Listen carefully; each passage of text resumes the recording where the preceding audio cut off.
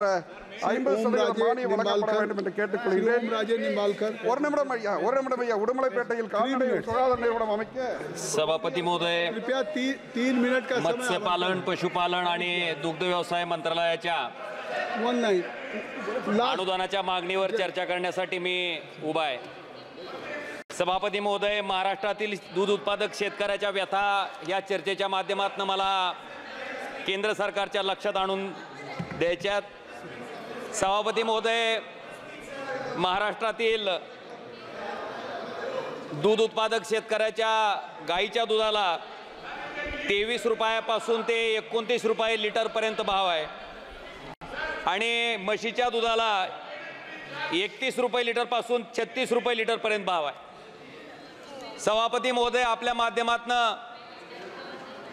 आणि हे दूध उत्पादन करण्यासाठी जी त्या ठिकाणी खाद्य पशुखाद्य त्या ठिकाणी शेतकऱ्याला आवश्यक आहे, त्याच्यामध्ये पशुखाद्याचा 50 किलोचं पोतं 1750 रुपयाला, सरकी पेंडीचं पोतं जर घेतलं 50 किलोचं तर 1550 पासून ते 1650 रुपयापर्यंत आणि खापरी पेंडीचं पोतं 3000 रुपयापासून ते 3500 रुपयापर्यंत.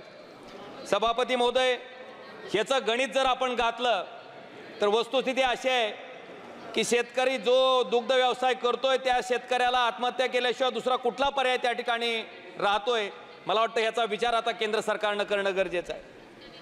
स्वतःच्या रक्ताचं पाणी करून जे दूध त्या ठिकाणी शेतकरी उत्पादित करतोय त्या दुधाला 23 रुपयापासून 29 रुपये लिटरपर्यंत भाव आणि बिस्लेरी बाटलीच्या जर पाण्याचा भाव आपण 1 लिटरचा बघितला तर त्याचा 20 रुपये लिटर त्या ठिकाणी दर आहे.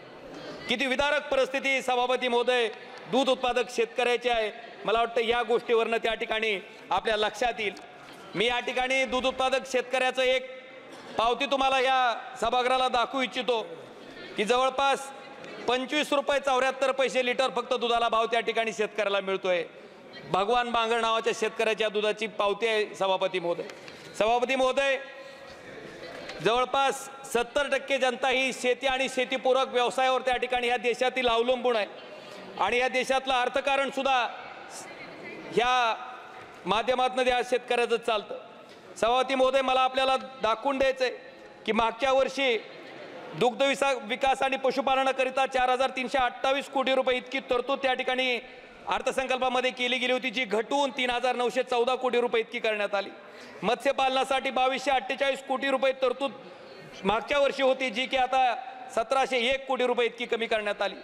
सरकार सांगतंय शेतकऱ्याचं उत्पन्न दुप्पट करायचंय. जर अर्थसंकल्पातल्या तरतुदी अशा पद्धतीनं कमी करण्यात येत असतील तर नेमकं कुठल्या माध्यमातून शेतकऱ्याचं उत्पन्न सभापती महोदय त्या ठिकाणी दुप्पट होणार आहे. मला वाटतं ह्याचा विचार सुद्धा केंद्र सरकारनं त्या ठिकाणी करणं गरजेचं आहे. सभापती महोदय, एक शेवटचा मुद्दा की ह्या सरकारनं मला आपल्याला आठवून फक्त 1 मिनिटात मी आज सभापती महोदय संपवतोय.